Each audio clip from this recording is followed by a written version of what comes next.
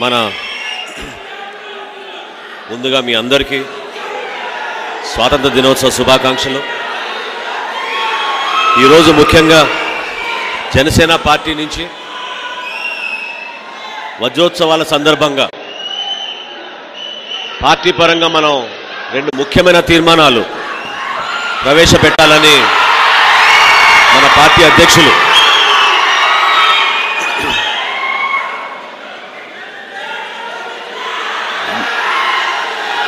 మన జాతికి సంబంధించిన ముఖ్యమైన రెండు అంశాలపైన జనసేన పార్టీ నుంచి రెండు తీర్మానాలు ప్రవేశపెట్టమని మన పార్టీ అధ్యక్షుల ఆదేశాలతో ముందుగా మీ అందరికీ తెలుసు జూలై 17వ తారీఖున తూర్పుగోదావరి జిల్లా మండపేటలో ఆ రోజు జరిగిన బ్రహ్మాండమైన రైతు భరోసా యాత్ర సభలో మన పార్టీ అధ్యక్షులు వారు చేసిన ఉపన్యాసంలో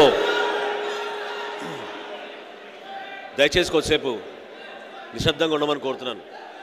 కూర్చోండి, దయచేసి కూర్చోండి.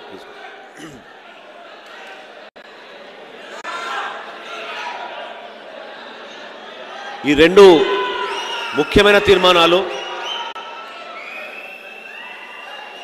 మన జెండా పండుగ సందర్భంగా మండపేటలో నిర్వహించిన కౌలు రైతు భరోసా సభలో మన పార్టీ అధ్యక్షులు శ్రీ పవన్ కళ్యాణ్ గారు ప్రసంగిస్తూ చెప్పిన విలువైన మాటలను ఈవేళ జనసేన పార్టీ తీర్మానంగా ప్రవేశపెడుతోంది.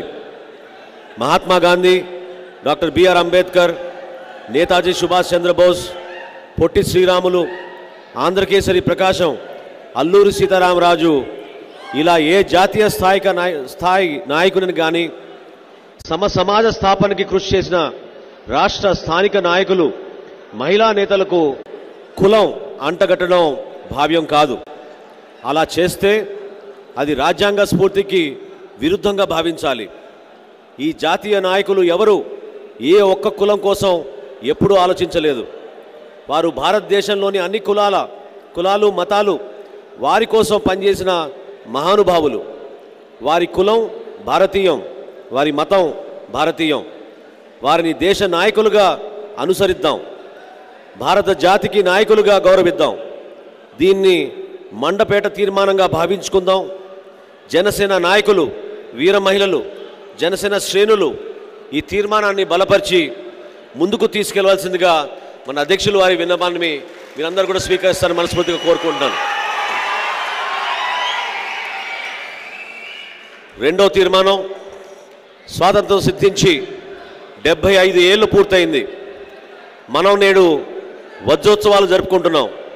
అయినప్పటికీ చట్టసభల్లో మహిళలకు సముచిత స్థానం ఇప్పటికీ దక్కలేదు. కనీసం 3వ వంతు ప్రాతినిధ్యం కూడా అందించలేకపోయాం. ఈ పరిస్థితి మారాలి. చట్టసభల్లో మహిళల ప్రాతినిధ్యం రానున్న కాలంలో అభిలషణీయమైన స్థాయిలో పెరగాలి.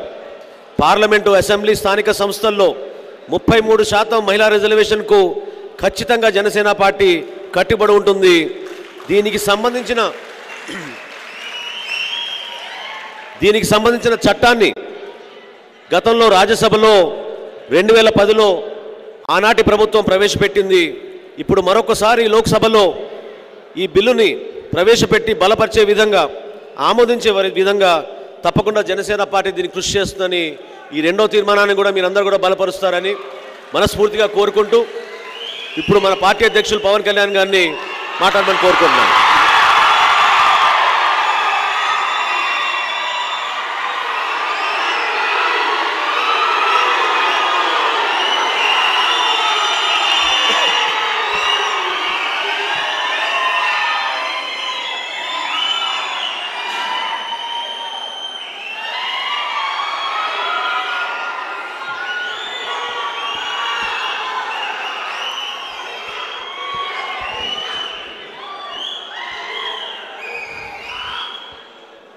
ప్రజలందరికీ 75వ సంవత్సర స్వాతంత్ర్య దినోత్సవ శుభాకాంక్షలు మీ అందరూ తెలుపుకుంటున్నాం.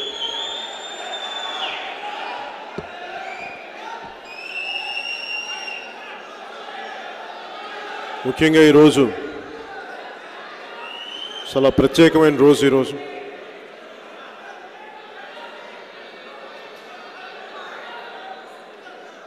దయచేసి కూర్చోండి. చాలా ప్రత్యేకమైన రోజు ఇది. చాలా ప్రత్యేకమైన రోజు. నేను సభలో కూడా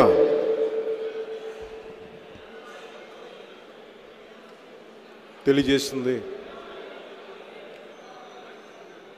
ఇండిపెండెన్స్ డే స్వాతంత్ర దినోత్సవ రోజు అనగానే అందరూ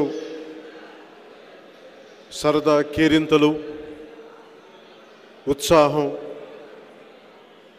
త్రివర్ణ పతాకాన్ని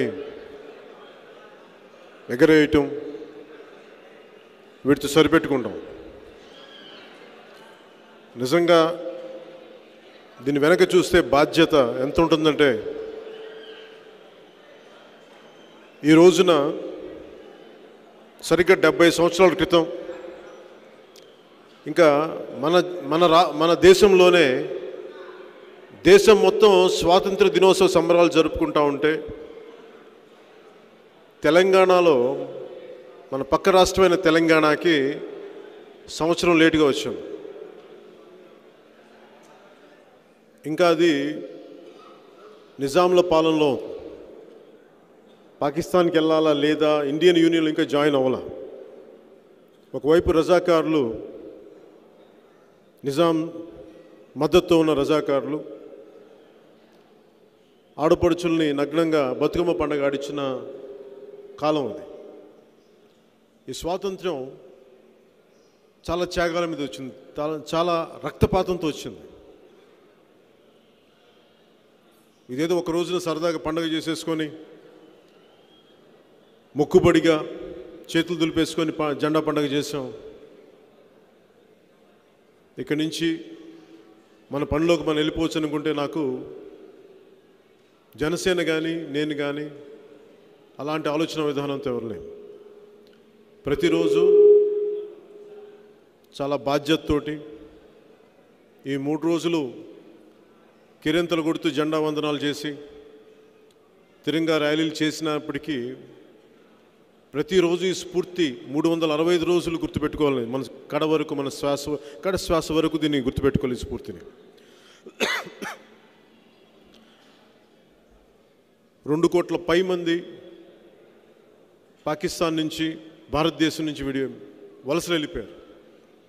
మానవ చరిత్రలో ఇప్పుడు దాకా ఎప్పుడు అంత జరగలేదు. 2 దేశాలు విడిపోతే ఇంత మాస్ మైగ్రేషన్ ఎప్పుడు జరగలేదు. దాదాపు 15 లక్షలు నుంచి 18 లక్షల వరకు మనుషులు చనిపోయారు. ఊచకోత కోసేశారు మతోన్మాదంతో 2 వైపులా. ఇలాంటి పరిస్థితుల్లో స్వాతంత్రం వచ్చినందుకు, దానికోసం ముక్కు ముఖం తెలియని వాళ్ళు, గుర్తింపు కోరుకొని వాళ్ళు, భావితరాలు బాగుండాలని చెప్పి త్యాగం చేశారు. వాళ్ళందరూ స్ఫూర్తి ఈ రోజున జనసేన పార్టీగా ముందుకు వచ్చింది. ఏదో వచ్చాం, పార్టీ పెట్టేశాం, పేరుందో, జనాభా ఉన్నారో మనకి, అలాంటి తేలికపాటి ఆలోచన విధానంతో రాలేదు. భావితరాలు ఎలా ఉంటారో కూడా తెలియని వ్యక్తులు భావితరాల కోసం సర్వస్వం త్యాగం చేశారు. ఊహించుకోండి, ఒక 23 ఏళ్ల భగత్ సింగ్, 23 ఏళ్ల వయసు, ఆయన ఉరికమ్మానికి ఎక్కేశాడు మన కోసం. మన అందరం అనుకునే కీర్తించే నేతాజీ సుభాష్ చంద్రబోస్ ఫ్లైట్లో అగ్ని ప్రమాదంలో మంటల్లో దహించుకుపోయాడు. ఒక్కొక్కరి త్యాగాలు చూస్తూ ఉంటే నిజంగా మనం మన దేశాన్ని, మన స్వేచ్ఛని, మన స్వాతంత్రాన్ని చాలా ఈజీగా తీసుకున్నాం, చాలా తేలిగ్గా తీసేసుకున్నాం. Take in for granted. ఇలాంటి భావజాలం, ఇలాంటి ఆలోచన విధానం జనసేన మనదైన ఎంతో కొంత ప్రయత్నం చేయాలి. భావితరాలకి ఎంతో కొంత నిలబడాలి. ఈ ఉద్దేశంతో జనసేన తీసుకొచ్చాం. ఆవిర్భావ దినోత్సవం రోజున, ఆవిర్భావ దినాన జనసేన పార్టీ 2014లో ఒక 25 సంవత్సరాలకి కృషి చేయడానికి జనసేన ఉందని. నేను దాదాపు చాలా ఎర్లీగా ఒక 30స్లో నేను పొలిటికల్ జర్నీ స్టార్ట్ చేశాను. అంత స్టార్ట్ చేయడానికి ముఖ్య కారణం మన స్వాతంత్ర ఉద్యమకారుల యొక్క త్యాగాలే. అందుకని ఏ పార్టీకైనా సైద్ధాంతిక బలం లేనిదే పార్టీ ముందుకెళ్ళలేదు. కేవలం ఒక కులం మీద కానీ, ఒక మతం మీద కానీ, ఒక ప్రాంతీయ వాదంతో కానీ పెట్టుకుంటే దానికి ఒక లిమిటెడ్ ప్రయాణమే ఉంటుంది. ఎందుకంటే స్వాతంత్రం కోసం పనిచేసిన ఏ ఒక్క నాయకుడు కూడా మా కులం బాగుండాలి, నా మతం బాగుండాలని చేయలేదు. అందరూ కులాలకి, మతాలకి, ప్రాంతాలకి అతీతంగా చేశారు. సో అందుకనే అలాంటి మహానుభావుల స్ఫూర్తితోటే దేశం విడిపోవడానికి ఎప్పుడు మనుషులు సిద్ధంగా ఉంటారు. విడిపోవడం చాలా తేలిక, మనుషులకి కలిపి ఉంచడం చాలా కష్టం. జనసేన ఎప్పుడు మనుషుల్ని కలిపి ఉంచడానికి తపన పడదు తప్ప విడగొట్టడానికి తపన పడదు. అది మతపరంగా కావచ్చు, కులపరంగా కావచ్చు. అందుకనే కీలకమైనవి జనసేన అనైలేషన్ ఆఫ్ కాస్ట్. అంబేద్కర్ గారు చెప్పినట్టుగా కుల నిర్మూలన, అసలు కులం తాలూకు ప్రస్తావన లేకుండా ఉండాలి అంటే ముందు కులం తాలూకు ఆలోచన పోవాలి అంటే చాలా సుదూరమైన లక్ష్యం అది.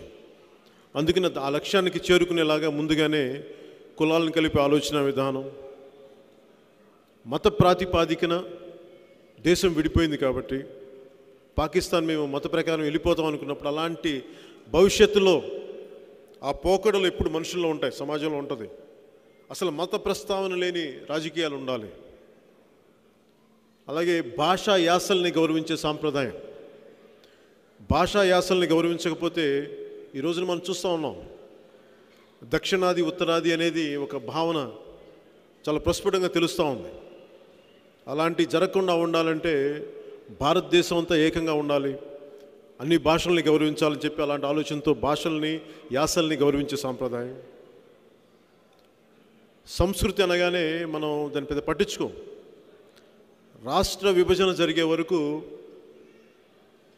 మా సదరు పండగ కానీ, మా తెలంగాణ సాంప్రదాయాలని కానీ గుర్తించలేదు, మా భాషా యాసల్ని గుర్తించలేదని చెప్పి ఒక రాష్ట్ర విభజనకే కారణమైనందుకు ప్రతి సంస్కృతి, ప్రతి భారతీయ సంస్కృతిని, మూలాలు ఉన్న ప్రతి 100 కిలోమీటర్లకు ఒక సంస్కృతి మారిపోతూ ఉంటుంది. అలాంటి సంస్కృతుల్ని కాపాడేలాగా, సంస్కృతుల్ని కాపాడే సమాజం అనే ఒక ఆలోచన విధానం. ప్రాంతీయతను విస్మరిస్తే దేశమే విచ్ఛిన్నమైపోయే పరిస్థితులు ఉంటాయి. ఎందుకంటే ఒకసారి చాలాసార్లు బలంగా కొన్ని చోట్ల వినిపిస్తూ ఉంటుంది, దక్షిణాది వేరు, ఉత్తరాది వేరు అనుకుంటే ఇలాంటి ప్రాంతాలను విస్మరిస్తే భవిష్యత్తు ఏం జరుగుతుందని ఒక బలం, ఒక భయంతోటో, ఒక బాధతోటో ప్రాంతీయతను విస్మరించని ఒక జాతీయవాదం ఉండాలి. మనం ఈ రోజున స్వాతంత్ర ఉద్యమకారులు ఎవరైనా సరే నీతి నిజాయితీలతో ఉన్నవాళ్ళు, వారి మెడలో వారి విగ్రహాలకి దండలేస్తాం. కానీ మన చాలామంది నాయకులు, రాజకీయ నాయకులు అవినీతిలో కూరుకుపోయారు. అందుకని అలాంటి అవినీతి నాయకులపైన రాజీ లేని పోరాటం చేయాలన్నది. భవిష్యత్తులో పర్యావరణం చాలా కీలకమైంది. అభివృద్ధి ఉండాలి, కానీ పర్యావరణాన్ని సర్వనాశనం చేసే అభివృద్ధి ఉండి ప్రయోజనం లేదు. ఈరోజు వైజాగ్లో పరిశ్రమల కాలుష్యం కానీ, అలాగే ఆక్వా కల్చర్ వల్ల డబ్బులు వస్తున్నాయి, కానీ మన తీర ప్రాంతాల్లో సంపూర్ణంగా నేలతల్లి కాలుష్యం అయిపోయింది, నీళ్లు కలుషితం అయిపోయినాయి. ఇలాంటివన్నీ దృష్టిలో పెట్టుకొని జనసేన పర్యావరణాన్ని పరిరక్షించే అభివృద్ధి ప్రస్థానం అనే దాంతో ఈ రోజున మనం ఈ సిద్ధాంతాలతో ముందుకెళ్ళాం. 14లో స్టార్ట్ అయ్యి ఈ రోజున 22లోకి మనం అడుగుపెట్టాం.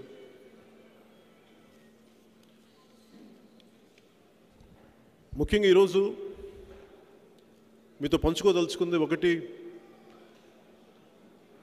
సెక్యులరిజం గురించి మనం అర్థం చేసుకోవాలి. ముఖ్యంగా జనసేన నాయకులకు కానీ, జనసేన కార్యకర్తలకు కానీ, మహిళా నాయకులకు కానీ, ఆడపడుచులకు కానీ ప్రతి ఒక్కరు మనం అర్థం చేసుకోవాల్సింది, సెక్యులరిజం అనేది కన్వీనియంట్గా ఉండకూడదు. ఓట్ బేస్డ్ సెక్యులరిజం ఇది చేసే కొద్దీ దేశం మరింత వర్టికల్స్ పెరిగిపోతాయి. ఎవరు తప్పు చేసినా, అది కులం కావచ్చు, మతం కావచ్చు, ప్రాంతం కావచ్చు,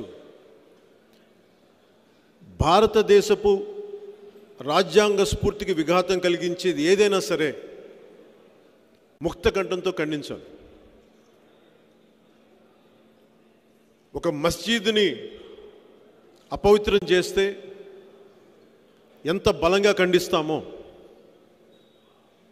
ఒక చర్చికి అపవిత్రం జరిగితే ఎంత బలంగా ఖండిస్తామో, ఒక హిందూ దేవాలయానికి అంతే బలంగా ఖండించగలిగినప్పుడే దాన్ని సెక్యులరిజం అనిపించుకుంటుంది. కానీ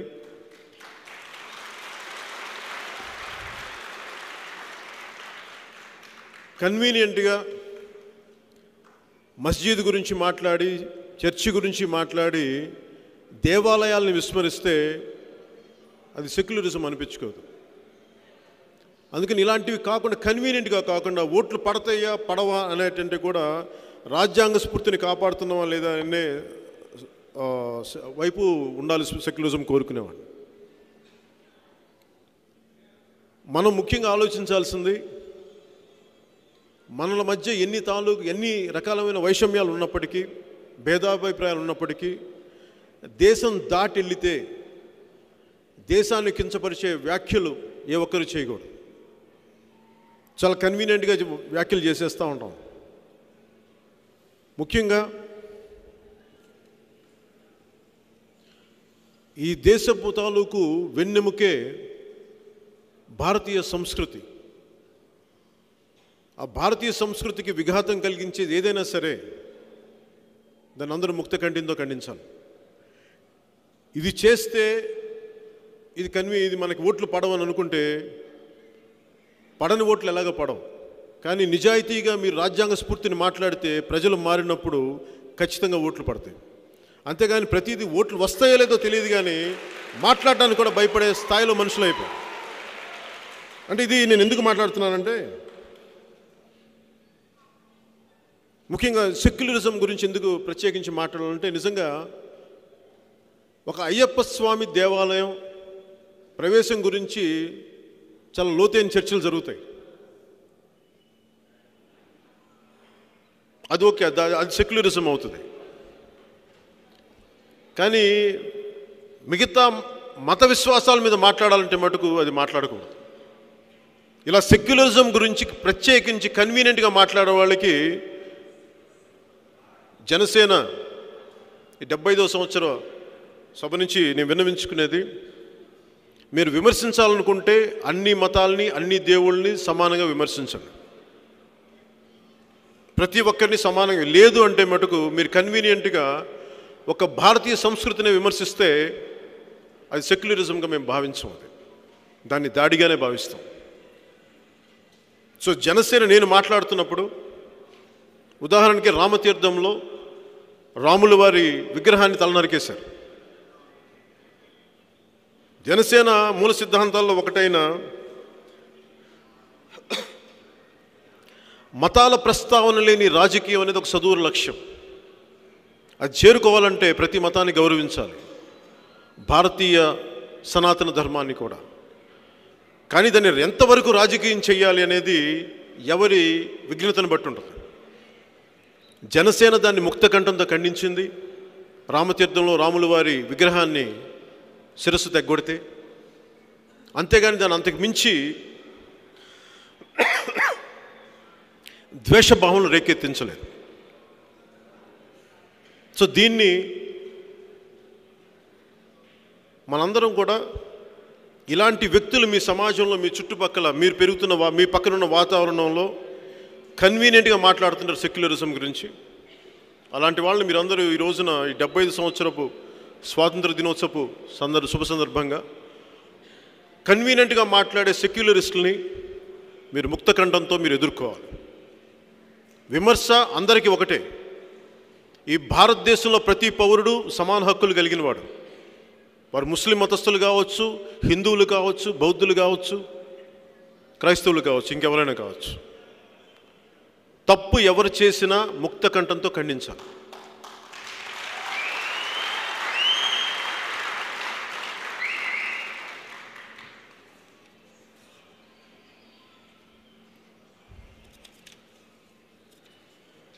రాను రాను మన పొలిటికల్ అట్మాస్ఫియర్, ముఖ్యంగా ఆంధ్రప్రదేశ్లో కులాల పేరు మీద చాలా పచ్చిగా తిట్టేసుకోవడం చాలా ఇబ్బందిగా ఉంది. ఈ మధ్యన ఉత్తరాంధ్రకి సంబంధించిన నాయకులు ఒకరు, అలాగే రాష్ట్ర ముఖ్యమంత్రి కూడా జనసేన ఒక సామాజిక వర్గాన్ని, ఒక కాపు సామాజిక వర్గాన్ని మిగతా ఎవరికి ఏదో పార్టీ కుదవబెట్టేస్తని మాట్లాడుతూ ఉంటే నాకు ఒకటి చెప్పాలనిపించింది. నేను ఎప్పుడు ఒక కులాన్ని నమ్ముకొని రాజకీయాల్లోకి రాలేదు. అది అర్థం చేసుకోండి ఫస్ట్.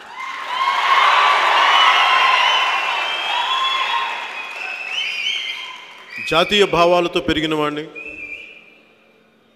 రాజ్యాంగ స్ఫూర్తిని లోపల పెట్టుకున్నవాడిని, గుండెల్లో పెట్టుకున్నవాడిని. ఎందుకు ఒక కులం మీద ఎవరు రాజకీయం చేసినా ఎందుకు సాధ్యం కాదంటే,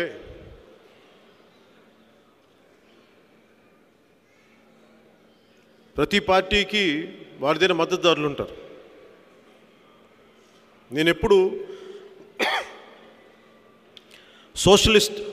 సోషలిస్ట్ భావాలతో పెరిగిన వాడిని చిన్నప్పటి నుంచి. చాలా కాలం వరకు నా కులం, ప్రాంతం, మతం తెలియని వాడిని. కానీ అవగాహన పెరిగే కొద్దీ అలవాటు చేసుకున్నవాడిని. ఈరోజు నేను చాలా సందర్భంగా కులాల గురించి మాట్లాడటానికి ఇష్టం లేకుండా వచ్చినవాడిని. కానీ ఇది మన సమాజం తాలూకు మూల లక్షణం కాబట్టి తప్పక మాట్లాడతాను. కాకపోతే ఇది నేను మాట్లాడేటప్పుడు ఒక వైద్యుడు జబ్బుని ఎలాగ చూస్తాడో, వ్యాధి నిర్ధారణ ఎలా చేస్తాడో నేను అట్లాగే చూడండి. నేను ఇప్పుడు కులాల గురించి మాట్లాడితే ఒక కులం ఎక్కువ, ఒక కులం తక్కువ అని ఇప్పుడు మాట్లాడు. అలాగే ఒక కులాన్ని వర్గశత్రుగా ప్రకటించడం కూడా రాజ్యాంగ స్ఫూర్తికి విరుద్ధం. వీటిని దృష్టిలో పెట్టి ఎందుకు ఈ మాటలు అంటున్నానంటే, ఈ రాష్ట్ర ముఖ్యమంత్రి అన్న మాటలు నిజంగా నేను ఒక కులానికి చెందిన వాడిని అయితే ఆ కులంతో నాకు ఓట్లు వేయాలి. ఈ రోజున ఈపాటి కనీసం ఒక 40 నుంచి 50 ఓట్లు 50 అసెంబ్లీ సీట్లు వచ్చి ఉండాలి ఈ రోజున, కుల ప్రాతిపాదికనైతే తక్కువలో తక్కువ.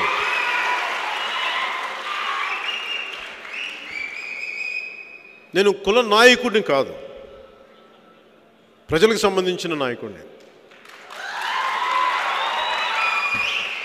సో వైసీపీ నాయకుడికి ఈ సందర్భంలో కూడా చెప్తాను, దయచేసి మీరు మీ భావాల్ని నా మీద రుద్దకండి. నేను అలాంటి వ్యక్తిని కాదు. ఈరోజు కూడా నేను నా స్నేహితుల్లో కానీ నేను మతం చూడలేదు, వారు ఏ కులం అని చూడలేదు. ఈ మధ్య ఒక 3-4 సంవత్సరాల క్రితం కూడా నా దగ్గర వ్యక్తి అయిన నా స్నేహితుడైన ఆనంద్ సాయి కులం నాకు తెలియదు చాలా కాలం. ఈ మధ్యనే కొన్ని సంవత్సరాల క్రితం యాదగిరిగుట్ట తను రూపశిల్పిగా ఉన్నప్పుడు, ఆర్కిటెక్ట్గా ఉన్నప్పుడు అప్పుడు అర్థమైంది తను బీసీ కులానికి చెందిన వ్యక్తి అని. సో నేను ఎప్పుడు కులాన్ని చూడలేదు నా స్నేహితుల్లో కూడా. అలాగే పాలిటిక్స్లో కూడా కులం ఎందుకు, కేవలం కులం మీద ఆట ఆడితే ఎందుకు నష్టపోతామంటే, దీనికి క్లాసిక్ ఎగ్జాంపుల్ కాన్షీరామ్ గారిది బహుజన్ సమాజ్ పార్టీ. బహుజన్ సమాజ్ పార్టీ కేవలం అణగారిన వర్గాలకి అండగా ఉండాలని స్టార్ట్ చేసి అది విస్తరించే కొద్దీ ఇంకా ఎక్కువ అల్పసంఖ్యాకులు, ఇంకా మోస్ట్ వెనుకబడ్డ బ్యాక్వర్డ్ క్లాస్ కులాలు రావాలి. అలాగే ఆఖరికి అది ఏ బ్రాహ్మణ సమాజాన్ని అయితే ద్వేషించారో ఆ బ్రాహ్మణ సమాజంతోనే చేతులు కలపాల్సి వచ్చింది ఉత్తరప్రదేశ్లో. ఇలాంటి ఉదాహరణలు కోకొల్లలు దేశం అంతా. సో వీటన్నిటిని దృష్టిలో పెట్టుకొని జనసేన ఎప్పుడు కులాలను కలిపే ఆలోచన విధానంతో ఉండాలి. తప్ప ఒక్క కులం కోసమే పనిచేస్తే ఆ కులానికి కూడా చేటు చేసిన వాళ్ళం అవుతాం. అందుకని జనసేన ఒక కులానికి మీరు అంటగట్టాలని వైసీపీ నాయకులు అనుకుంటే దయచేసి అది మీ తప్పు చేసిన వాళ్ళు అవుతారు. దయచేసి అది మీరు ఆ మాటల్ని మీరు వ్యాఖ్యలు వెనక్కి తీసుకోండి.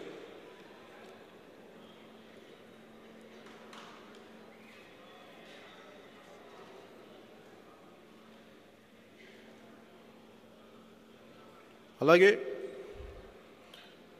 మన ఉత్తరాంధ్ర జిల్లాకు చెందిన నాయకులు ఒకరు మీరు నాతో పాటు పాదయాత్రకు రండి, రాష్ట్రం అంతా చూడండి అంటే ఆయన ఒకటే చెప్పాలనుకున్నా. ఒక సీనియర్ నాయకుడిగా, గతంలో కాంగ్రెస్లో పార్టీలు పనిచేసిన నాయకుడిగా ఆయన గౌరవం నాకు ఆయన అంటే ఈ సభాముఖంగా ఒకటే చెప్పదలుచుకున్నాను. మీరు నాతో పాటు ఉత్తరాంధ్రకు వచ్చినప్పుడు ఉత్తరాంధ్ర సమస్యల మీద నేను రోడ్డు మీదకి వస్తాను. మీరు నాతో పాటు నా పక్కనే కలిసి మీరు నడవాలి.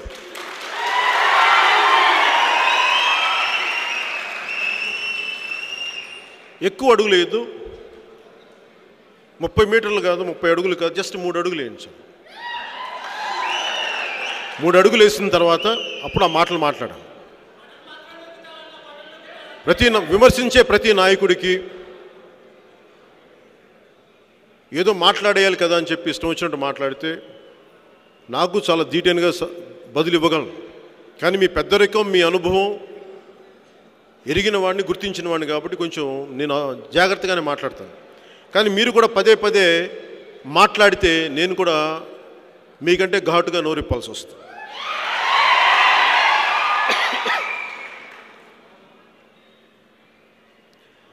డెబ్బై 5 సంవత్సరాల క్రితం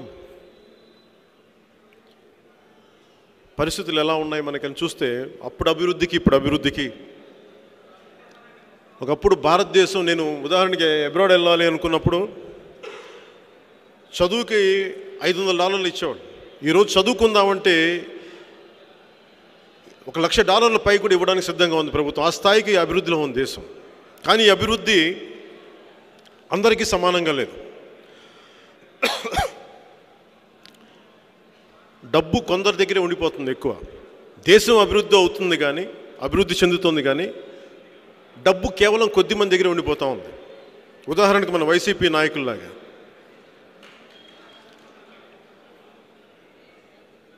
రాష్ట్రం 1,00,000 కోట్ల ఆదాయం వస్తుంటే ఇసుక వనరులు అమ్మేస్తూ ఉన్నారు, ఖనిజాలు అమ్మేస్తున్నారు. ఉదాహరణకి నిన్న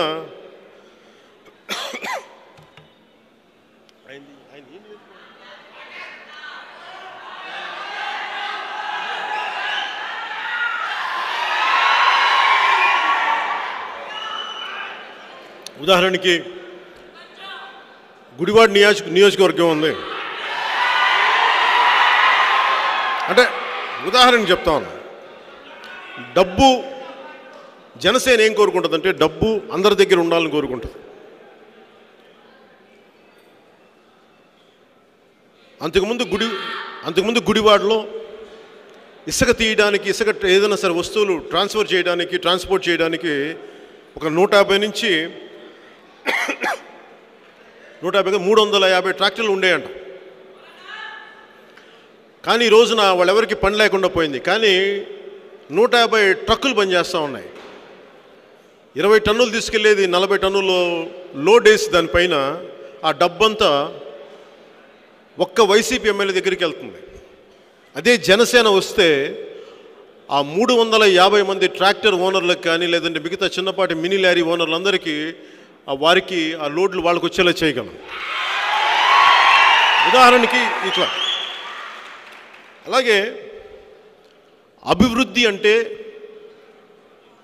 కేవలం నా కులానికి, నా వర్గీయులకని కాకుండా ఏ కులాలైతే ఒక రెల్లి కులస్తులు ఉన్నారు, ఈ రోజుకి అభివృద్ధి లేదు రెల్లి కులస్తులకి. ఈరోజు బుడగ జంగాలు మమ్మల్ని గుర్తించండి అని కోరుకుంటూ ఉంటారు.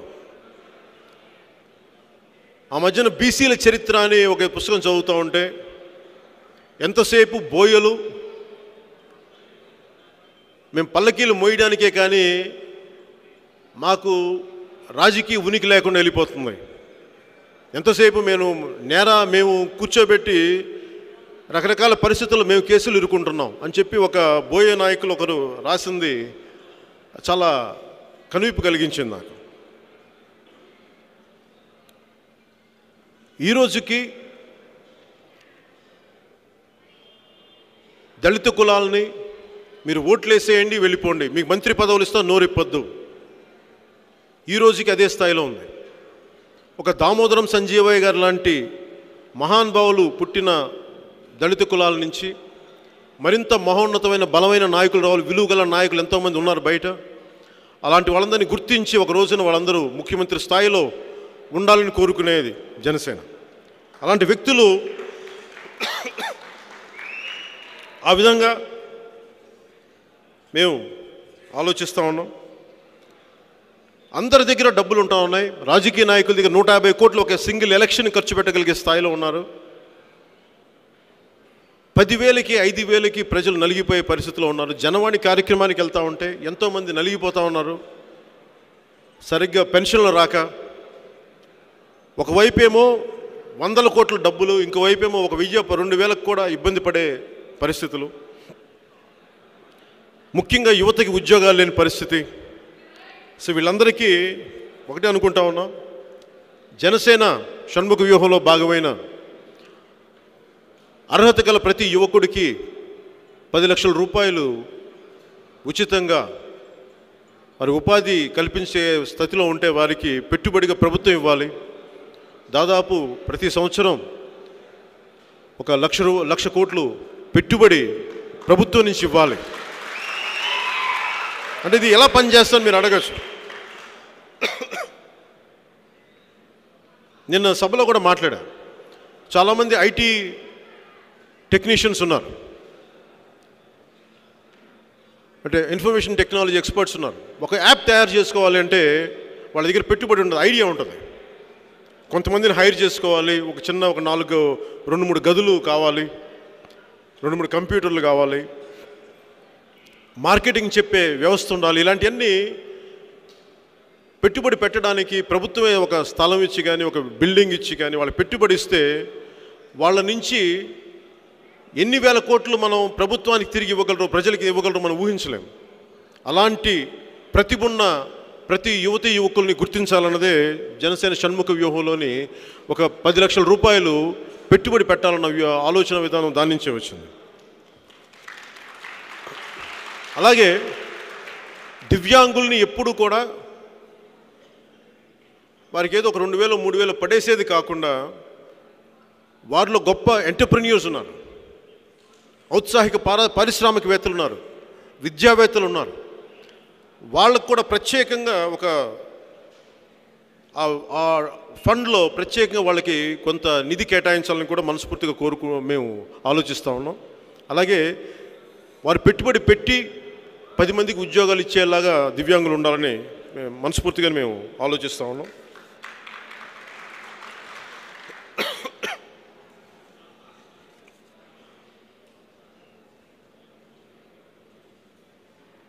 ముఖ్యంగా మన నాయకులందరికీ కూడా బయట రాష్ట్రాల్లో బయట దేశాల్లో ఏం జరుగుతుందో మీరు కొంచెం లోతుగా అధ్యయనం చేయండి.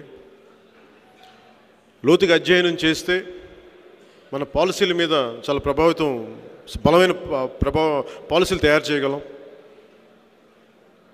ఈ రోజున రష్యా యుక్రెయిన్ వార్ వల్ల మనకి యూరియా రేట్ పెరిగిపోయింది. నిజానికి ప్రభుత్వంలో ఉన్న వ్యక్తులు ఒక 2-3 సంవత్సరాల ముందే ఇలాంటి పరిస్థితులు ఉన్నాయని గ్రహించగలిగితే ఆల్టర్నేట్ వ్యవస్థను ఆల్టర్నేట్ సప్లై చైన్ని పట్టుకొని ఉండొచ్చు. అట్లీస్ట్ మన వైపు నుంచి మిగతా దేశాల్లో ఏం జరుగుతున్నాయో, పక్కన ఉన్న బంగ్లాదేశ్ కానీ, పాకిస్తాన్ కానీ, శ్రీలంక కానీ, మిగతా దేశాలు ఏం జరుగుతుందో మీరు ప్రత్యేకించి ఒక దృష్టి పెట్టాలి. కేవలం మన జిల్లాల్లో సమస్యలు, పక్క రాష్ట్రాల సమస్యలతో పాటు దేశాన్ని సరిహద్దులు దాటి కూడా మనం ఆలోచించగలిగితేనే అది మన జీవితాలపైన ఎలా ప్రభావితం చూపిస్తుందని కూడా మీకు అవగాహన ఉంటుంది. అందుకని దయచేసి దీన్ని కూడా మీరు దృష్టిలో పెట్టుకోండి.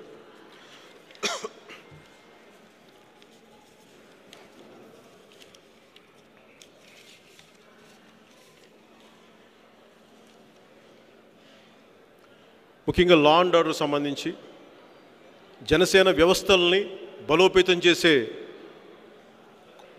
కోరుకునే పార్టీ జనసేన. ఈ రోజున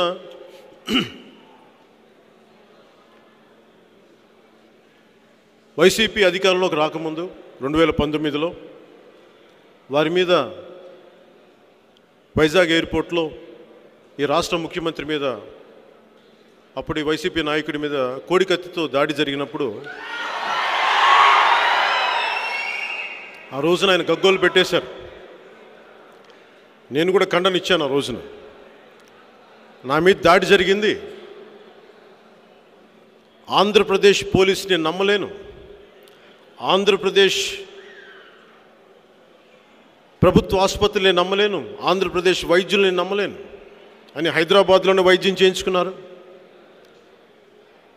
అప్పటి గవర్నర్ నరసింహన్ గారిని కూడా ఆయన ఒప్పించి అక్కడే పోలీసు కంప్లైంట్ లాడ్జ్ చేశారు. అలా అన్న వ్యక్తి 3 సంవత్సరాలు అవుతుంది ఈ రోజున ముఖ్యమంత్రిగా. ఈ రోజుకి ఆయనకి ఆంధ్రప్రదేశ్ పోలీస్ మీద నమ్మకం లేదనుకుంటాం. అందుకని పాపం కోడికత్తి ఇంకా ఎవరు పొడిచారు, ఇంకా బయటికి రాల.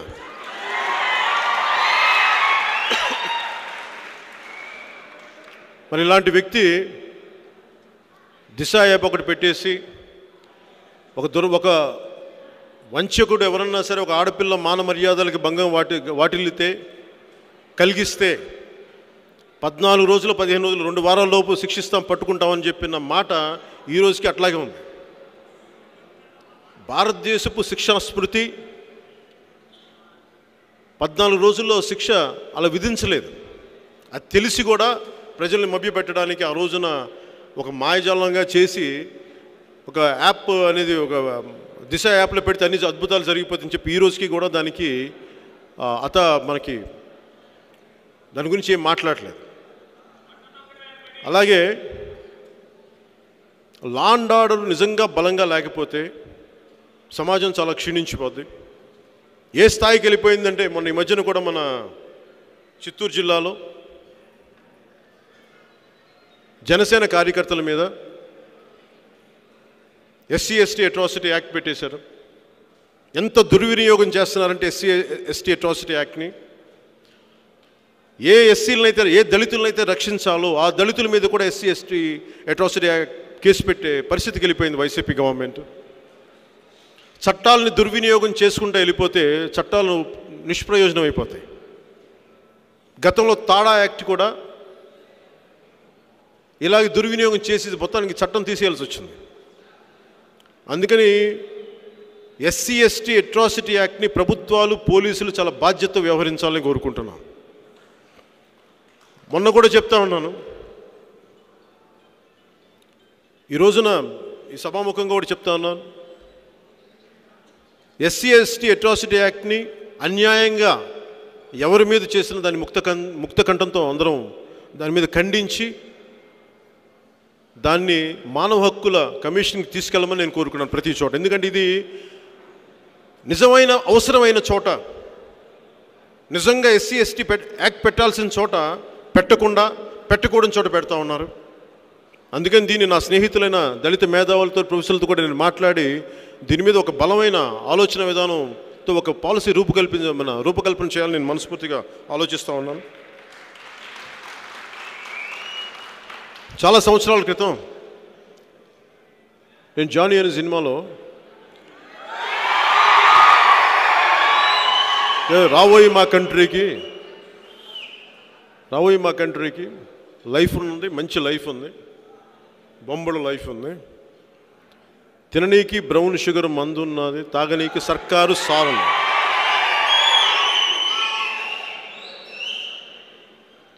అంటే ఆ రోజున సెన్సార్ సర్టిఫికేట్ సెన్సార్ వాళ్ళు ఒప్పుకోలేదు, తీసేయండి ఈ పదం తీసేయండి అన్న, కంట్రీకి అనే పదం మీరు పెట్టకూడదని. కానీ ఈరోజు నా సెన్సార్ బోర్డు ఇప్పుడైతే నేను ఏమడిగేవాడిని అంటే కనీసం రాబోయి మా రాష్ట్రానికి అనొచ్చా, అది ఓకేనా మీకన్నా, రాబోయి మా రాష్ట్రానికి తినడానికి మాకు తాగడానికి మంచి గంజాయి సిగరెట్లు ఉన్నాయి, తాగడానికేమో అమ్మ నాన్న వైన్ షాపులు ఉన్నాయి, ప్రభుత్వ వైన్ షాపులు ఉన్నాయి.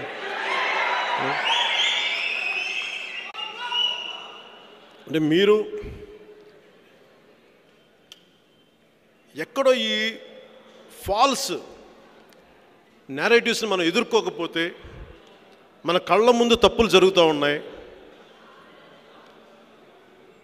నిన్న సభలో కూడా చెప్పాను, యథా రాజా తథా ప్రజ అని. అది రాజరికపు వ్యవస్థలో రాజు ఎలా ఉంటే ప్రజలు అలా ఉంటారండి. కానీ ఇది ప్రజాస్వామ్యం. తథా ప్రజ యథా రాజా. మనం ఎలా ఉంటామో మనం నాయకుడు ఎలా ఉంటాడు మీరు చూసి. ఎందుకు మీరు వచ్చే ఎన్నికల్లో మీరు సంసిద్ధం చేయాల్సింది ప్రతి ఒక్కరిని కూడా. ఇంకోసారి వైసీపీ కావాలంటే చూశారు,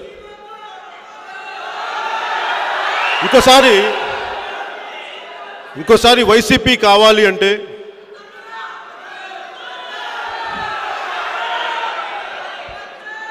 మనం అనుకోవడం కాదు, ప్రజలు అనాలన్నమాట. అంటే ప్రజలకి మీరు తెలియచేయాలి మనం ఎవరి స్థాయిలో వాళ్ళు. ఇంకొకసారి వైసీపీ పాలన వస్తే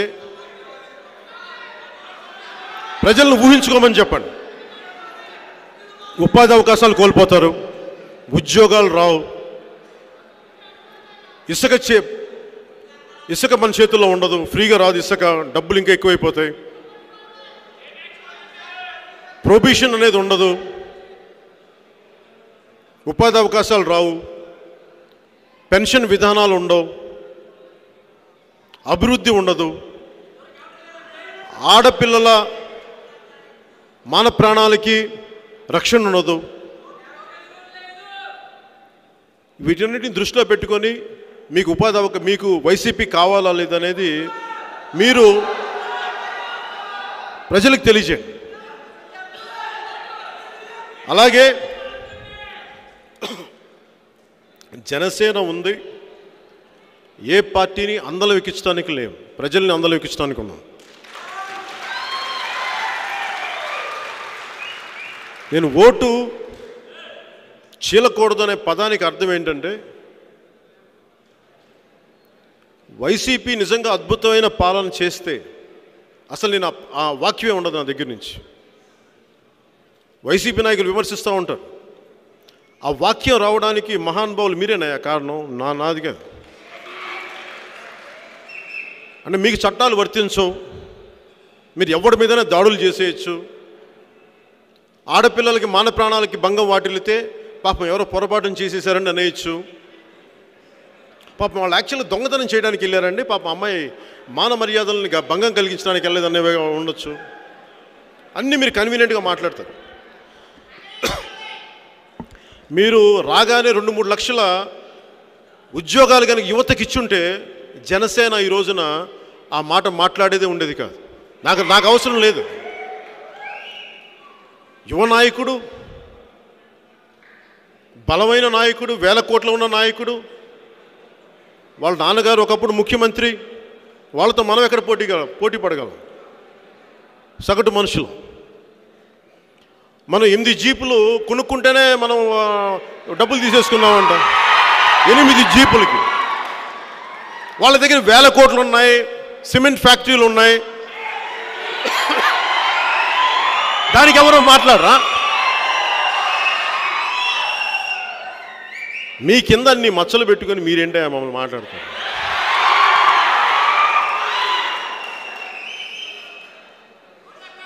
నేను అదే చెప్పా. నేను 25 కోట్లు, ఒక 20 కోట్ల నుంచి 25 కోట్లు ట్యాక్స్ కట్టగలిగే స్థాయి ఉన్నవాడిని.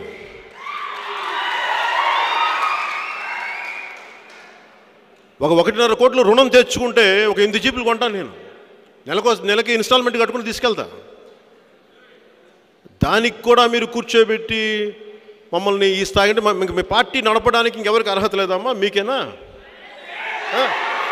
మీరు దిగొచ్చారా బాబు? మీరు మీకేనా పార్టీ పెట్టే అర్హత? నాలాంటి వాడినే, ఇంత ప్రజాభిమానం ఉన్నవాడిని, ఇంత బలం కలిగిన వాడినే మీరు ఇలా విమర్శిస్తున్న. రేపొద్దున ఒక దళితుణ్ణి, ఒక వెనకబడ్డ బీసీ కులాల నుంచి వచ్చిన నాయకులు మీరు ఎలా చూస్తారు? ఇంకా ఒక రెల్లి కులస్తుడు రేపొద్దున ముఖ్యమంత్రి కావాలంటే కానిస్తారా మీరు? ఒక దళితుని ముఖ్యమంత్రి కానిస్తారా మీరు? ఒక కాపుని ముఖ్యమంత్రి కానిస్తారా మీరు?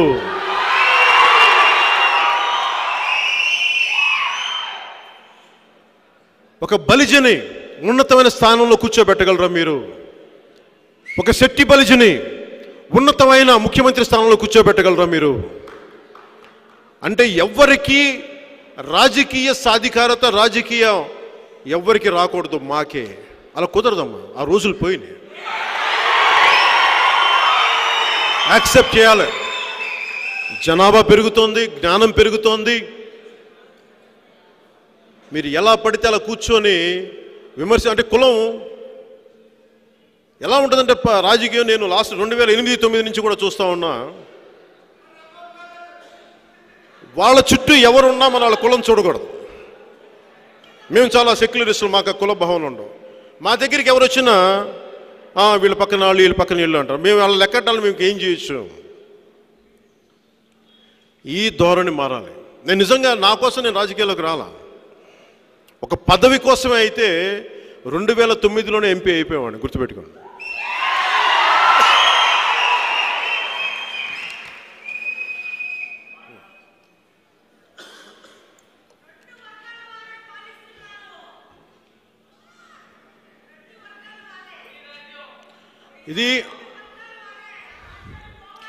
ఇది ఒక కులానికి ఒక మతానికి అని కాదు, కానీ అందరూ బాగుండాలని కోరుకునేవాడిని నేను.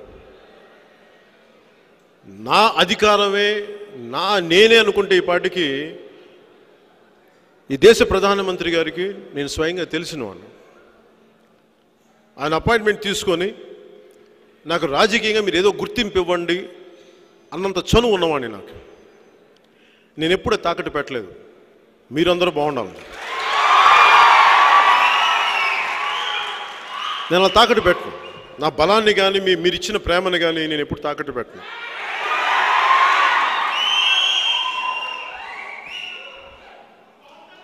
ఈసారి ఈ ఎన్నికల్లో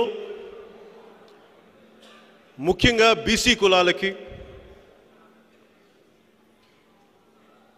రెల్లి కులస్తులకి, దళిత కులస్తులకి,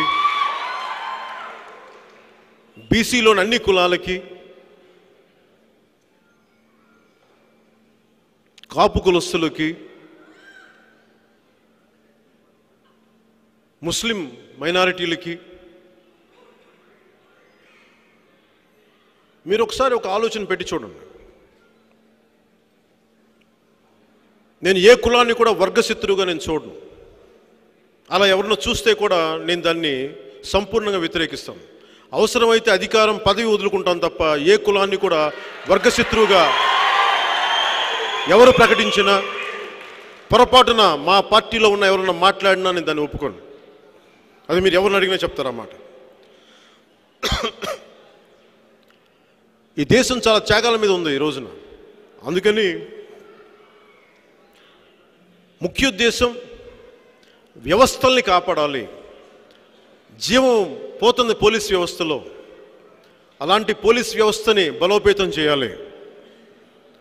ఉదాహరణకి పశ్చిమ జిల్లా కలెక్టర్ ఒక ఆయన అక్కడ ఒక డంపింగ్ యార్డ్కి స్థలం ఇస్తే ఆ స్థలం స్థానిక ఎమ్మెల్యేని ఇబ్బంది పెడుతుందని చెప్పేసి ఆయన కోరుకున్నారంట స్థలం.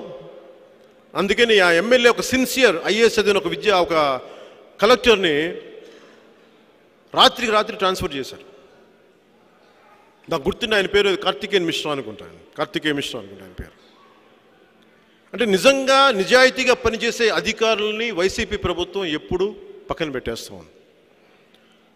అలాగే ఒక నిజాయితీతో పనిచేసి ఈ పాలనా వ్యవస్థలకు సంబంధించి, ముఖ్యంగా లోకల్ బాడీ సంబంధించిన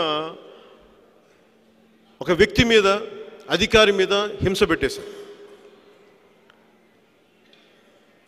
జనసేన అద్భుతాలు చేస్తుందో ఇవన్నీ నాకు తెలియదు, కానీ జనసేన ప్రభుత్వంలోకి వస్తే వ్యవస్థలను బలోపేతం చేస్తాం. ఎవరు ఏం చేయక్కర్లా. కొత్తగా మళ్ళీ నేను కూర్చోబెట్టి మళ్ళీ గ్రామీణ వ్యవస్థ కౌంటర్, ఇంకో గ్రామీణ వ్యవస్థలు, ఇంకో వాలంటీర్ వ్యవస్థలు చేయాల్సింది. ఉన్న వ్యవస్థల్ని బలోపేతం చేస్తే చాలా పనులు జరుగుతాయి.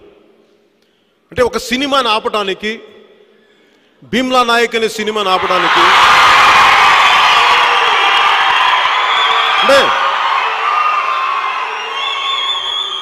అంటే ఇది నేను చాలా తటస్థంగా ఉండి మాట్లాడుతున్నాను.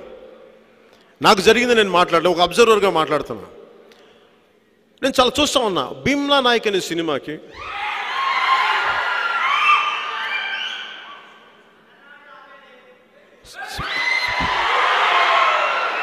ఎంఆర్ఓల దగ్గర నుంచి ఒక చిన్న సైజు రెవెన్యూ అధికారి దగ్గర నుంచి రాష్ట్రాన్ని మొత్తం రెవెన్యూ వ్యవస్థను నడిపే చీఫ్ సెక్రటరీ దాకా అందరూ ఒక సినిమా కోసం పనిచేశారు ఆపాలని.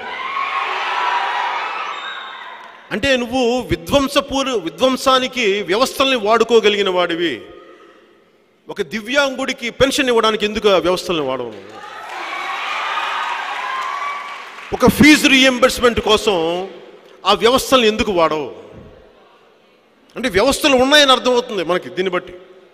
అంటే వ్యవస్థల్ని వాడాలి అంటే వాడచ్చు, వాడకూడదు అంటే వాడం. నేను కోరుకుంటుంది ఈ దేశానికి ఎవరేం చేయాల్సిన అవసరం లేదు. రాజ్యాంగ సారథిగా 253 మంది 254 మంది మహా మేధావులు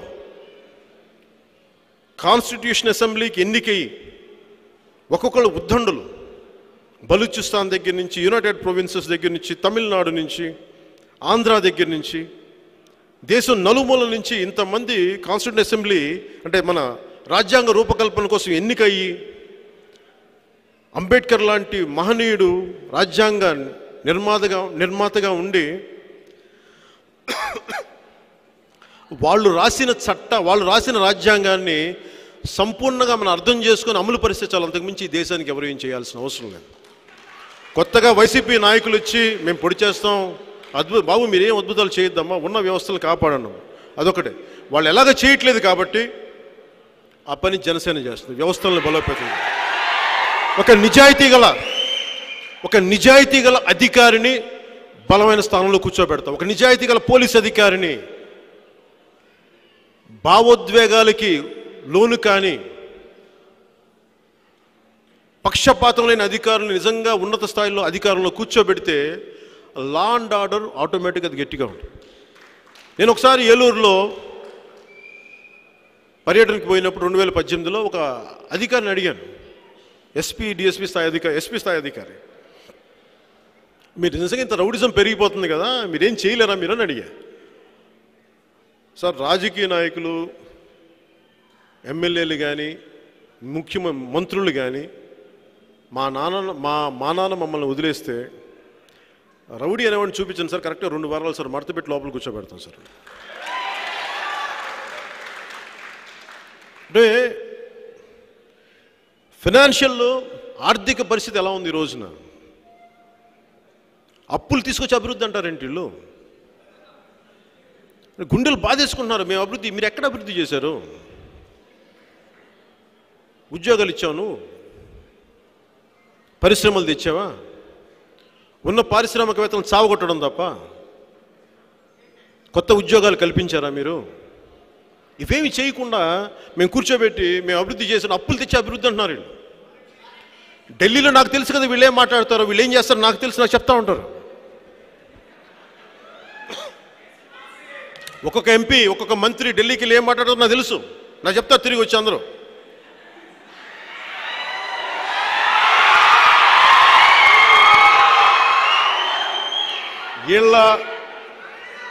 వీళ్ళ యాశాలన్నీ ఇక్కడ ఆంధ్ర మన మీదే.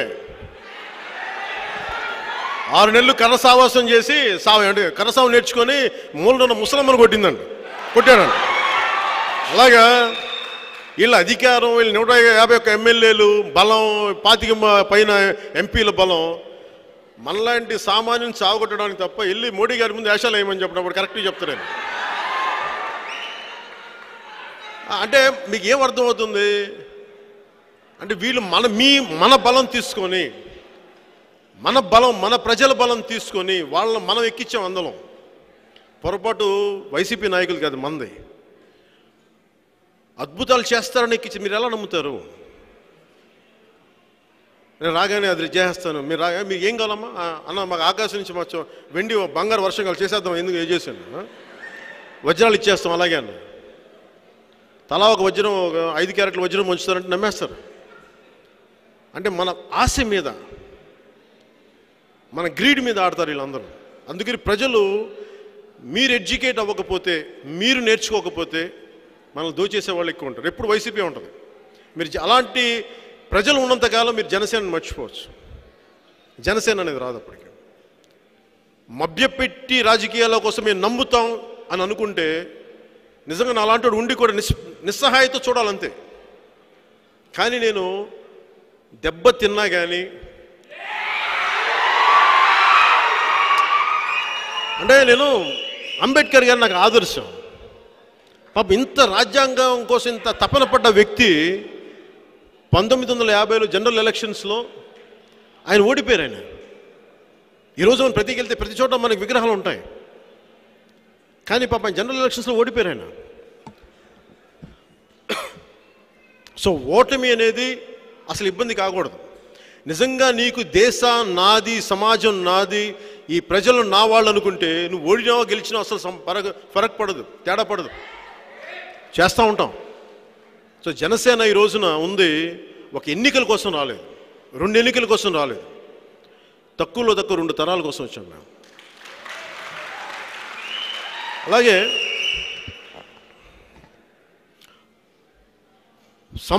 సంపాదించిన దానికన్నా ఎక్కువ ఖర్చు పెట్టలేం, పండించిన దానికన్నా ఎక్కువ పంచలేం. మరి ఎక్కడి నుంచి తీసుకొస్తున్నారు ఈ డబ్బులు? మనం ఎవరు ఆలోచించాం. ముఖ్యమంత్రి కూర్చోబెట్టి మీకు ఇస్తున్నాం కదా, ఏమ్మా మీకు డబ్బులు పడుతున్నాయి, మేట్ నొక్కి డబ్బులు పడుతున్నాయా, డబ్బులు పడుతున్నాయి, ఎవరు డబ్బులు ఇస్తున్నావు నువ్వు? కాదమ్మా, ఒకసారి అడగాలి ఉంటుంది. కాదు బాబు, నువ్వు ఎవరు డబ్బులు ఇస్తున్నావమ్మా? మీరు మాలాగా ట్యాక్సులు కట్టరు, దౌర్జన్యాలు చేసి డబ్బులు సంపాదిస్తారు, ఏదన్నా అడిగితే చొక్కాలు పట్టుకుంటారు, మీకు కేసులు పెడతారు తప్ప ప్రతి అధికారి ట్యాక్సులు కట్ట, ప్రతి అధికారి జవాబుదారీ ఉండాలి. కానీ రాజకీయ నాయకులకి జవాబుదారీ లేదు. వీళ్ళు ఏది చేసినా చెల్లిపోద్ది. చొక్కా పట్టుకొని అడిగే జవాబుదారీతనం మీరు తీసుకురావాలి. మీరు దిగొచ్చారా? మీకు జవాబుదారీతనం లేదా? నోరేసుకొని పడిపోతే మూసు కూర్చుంటామా మేము? ఏం అడగమా మేము? కోపాలు రావా? వస్తాయి. ఎందుకు రావు? ప్రజలు మౌనంగా ఉన్నారంటే భయం కాదు, చూస్తున్నారు. ఇంకెంత రెచ్చిపోతారో చూద్దాం, మేము చూస్తాం. ఎంత రెచ్చిపోతావు, ఇంకేం మాట్లాడు. మీరు ఊహించుకోండి, శ్రీలంక అధ్యక్షుడు ఇంతకాలం కొన్ని సంవత్సరాలు అని చేసింది అందరూ చూస్తూ ఉన్నారు, ఏం మాట్లాడలా. అతను అనుకున్నాడు అందరూ నాకంటే భయపడి ఉంటారు అనుకున్నాడు, అలా భయపడలేదు, చూస్తున్నారు అందరూ అంతే. చివరికి ఏమైందంటే ప్రజలు తెగిస్తే వెళ్ళి ఆయన బెడ్రూమ్లో కూర్చున్నారు అందరూ వెళ్ళి. ఆయన లేడు ఆయన బెడ్రూమ్లో, అది అంతే జరిగింది. సో ప్రతి వైసీపీ ఎమ్మెల్యే, ముఖ్యంగా బరి తెగించిన వైసీపీ ఎమ్మెల్యేలు అందరూ కూడా మీరు గుర్తుపెట్టుకోవాల్సింది, ఈ 75వ స్వాతంత్ర దినోత్సవ శుభ సందర్భంగా మీరు గుర్తుపెట్టుకోవాల్సింది, మీరు యాదులో ఉంచుకోవాల్సింది, మీరు అతీతులు కాదమ్మా, సామాన్యులైన సగటు మనుషులు. మీరు మాలాగే రక్తమాంసాలతో ఉన్నారు. మీరు దాడి చేస్తే, తిరిగి ప్రజలు దాడి చేస్తే ఆ దెబ్బ మీకు కూడా తగులుద్ది. మీరు కేసులు పెడితే భవిష్యత్తులో మీ మీద కూడా కేసులు ఉంటాయి. మీరు మమ్మల్ని వేధిస్తే మిమ్మల్ని కూడా ప్రజలు కౌంటర్గా వేధిస్తారు. అందుకని దయచేసి ప్రతి వైసీపీ, ముఖ్యంగా ఇది బరి తెగించిన వైసీపీ ఎమ్మెల్యేలకి గమనిక, మీరు ఎక్కువ చేస్తే మటుకు ఎవ్వరూ ఎక్కడికి పారిపోయే వాళ్ళం కాదు, అందరం ఇక్కడుండి లెక్కలు తేల్చుకోవాల్సిన వాళ్ళమే. మర్చిపోకండి, ఎవ్వరూ ఎక్కడికి పారిపోం. అరే మీలాంటి గోండాలకే అంత బరి తెగించిన తనం ఉంటే మాలాంటి దేశభక్తులకి ఎంత గుండె ధైర్యం ఉంటుంది ఊహించగలరా? చేస్తాం. సో మీరు పద్ధతిగా మాట్లాడండి, పద్ధతులు నేర్చుకోండి, మేము పద్ధతిగా మాట్లాడతాం. అలా కాకుండా మేము గాంధీ గారి వారసులం కాదమ్మా, సుభాష్ చంద్రబోస్ వారసులు, మర్చిపోకండి. గాంధీ గారి స్ఫూర్తిని గుండెలు నింపుకుంటాం, ఆయన ప్రేమతత్వాన్ని గుండెలు నింపుకుంటాం. కానీ మీరు చావు కొడతామంటే ఇక్కడ కూడా మేము అట్లానమ్మా. మీరు ఒక్కడు కొడితే 4 తిరిగి కొడతాం, గుర్తుపెట్టుకోండి. అలాగే ముగింపు వాక్యాలుగా ఆంధ్రప్రదేశ్ బాగుండాలి, తెలుగు రాష్ట్రాలు బాగుండాలి, ఆంధ్రప్రదేశ్ అభివృద్ధి తెలంగాణకు కూడా చాలా అవసరం. ఆంధ్రప్రదేశ్ యువత ఒకటే కోరుకుంటా ఉన్నారు. స్వయంగా నాతోనే చెప్పారు చాలామంది, మన పార్టీ నాయకులకు చెప్పారు, అన్న మాకు ఆంధ్రాలో ఉద్యోగాలు కావాలన్నా మేము పక్క రాష్ట్రాలకు వెళ్తే అక్కడున్న యువతకు కూడా హాని అన్న, మంచిది కాదన్న, ఆంధ్రప్రదేశ్ను అభివృద్ధి చేయన్న. ఒక ఐటీ కుర్రవాడు, శ్రీకాకుళం నుంచి వచ్చిన కుర్రాడు, అన్న మీరు వైజాగ్ అనంతపురంలో చేసుకుంటే మేము తెలంగాణకి వెళ్ళి తెలంగాణ యువత పొట్టగొట్టాల్సిన అవసరం మాకు రాదన్న, దయచేసి ఇక్కడ ఉండేలా చూడన్న, ఉపాధి అవకాశాలు ఇక్కడ. ఇంత ఉన్నతంగా ఉన్నారు యువత, ఇంత గొప్పగా ఉన్నారు యువత. అలాంటి యువత కోసం జనసేన ప్రభుత్వం రావాలని మనస్ఫూర్తిగా నేను ఆకాంక్షిస్తున్నాను. ఇప్పుడు దాకా నేనేం అడగలా, నా కోసం నేనేం అడగలా. 24కి వచ్చే ఎన్నికల్లో ఒక్కసారి జనసేన వైపు చూడండి, జనసేన కోసం ఆలోచించండి. నేను ఎక్కడికి పారిపోను, ఓడిపోయినా నిలబడే ఉన్నాం, ఎక్కడికి పారిపోం. నా కడశ్వాస వరకు 75వ స్వాతంత్ర దినోత్సవ సందర్భంగా చెప్తున్నాను, నా కడశ్వాస వరకు నా కుటుంబం కంటే మీరు ఎక్కువ, ప్రజలు ఎక్కువ, దేశం ఎక్కువ, సమాజం ఎక్కువ. ఈ దేశం మీద ఒట్టేసి చెప్తున్నా, రాజకీయాలు వదిలేదే లేదు, నిలబడే ఉంటాం. ప్రజల కోసం పదవి ఇస్తే, మీరు పదవి ఇస్తే పదవితో సేవ చేస్తాం, పదవి ఇవ్వకపోతే పదవి లేకుండా సేవ చేస్తాం. అలాగే పిఎస్సి చైర్మన్ 2 తీర్మానాలు చేయమని నేను కోరుకుంటా ఉన్నాను.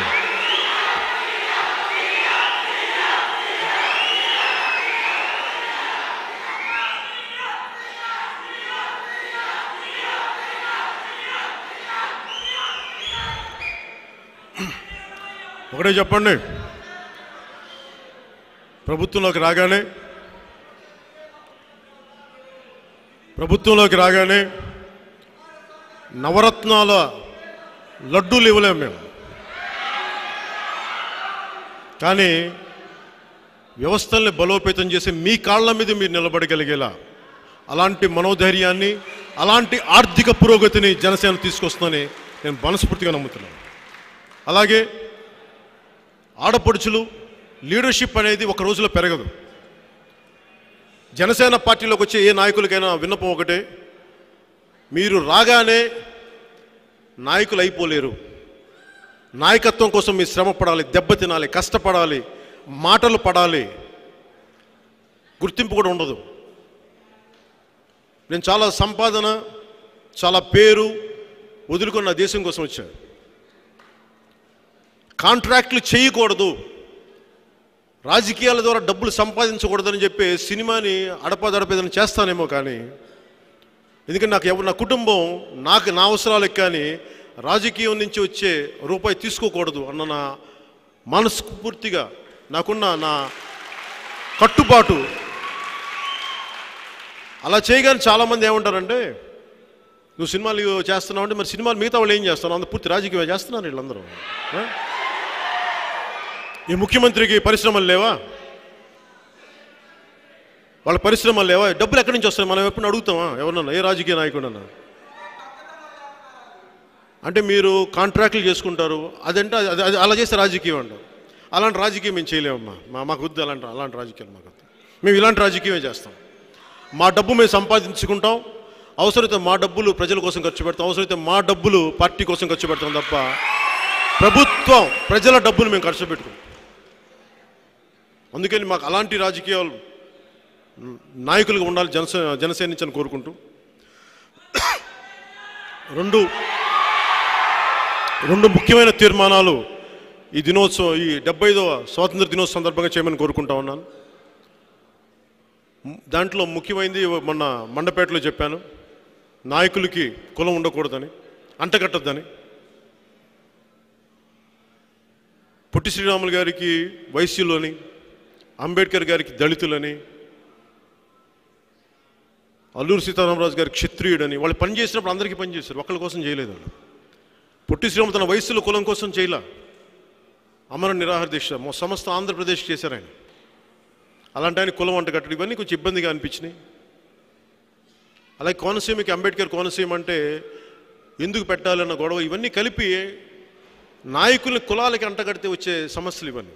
అలాంటి భవిష్యత్తులో ఉండకూడదని చెప్పి ఒక తీర్మానాన్ని ఈరోజు ఇంకొకసారి పార్టీ పరంగా చేయమని కోరుకుంటా ఉన్నాను. అలాగే ఆడపడుచులకి మనం గౌరవం ఇస్తాం, కానీ చట్టసభలో సముచిత స్థానం ఉండాలి. 33% చట్టసభల్లో మహిళా రిజర్వేషన్ ఉండాలి. అది మా మేనిఫెస్టోలో బలంగా పెడతాం. ఒక 10 సంవత్సరాల తర్వాత అన్ని పార్టీలు ఒప్పుకున్న తర్వాత ప్రతి చట్టసభలో కూడా 33% తక్కువ కాకుండా మహిళలు చట్టసభలకు వెళ్ళాలనేది జనసేన కోరిక, మా అందరి ఆశయం. ఈ 2 తీర్మానాలని ప్రవేశపెట్టమని చెప్పి మీ అందరి ఆమోదాన్ని కోరుకుంటూ ఇస్తారని కోరుకుంటూ పెద్దలు మనోహర్ గారిని తీర్మానం చేయమని కోరుకుంటూ సెలవు తీసుకున్నాను. జై హింద్.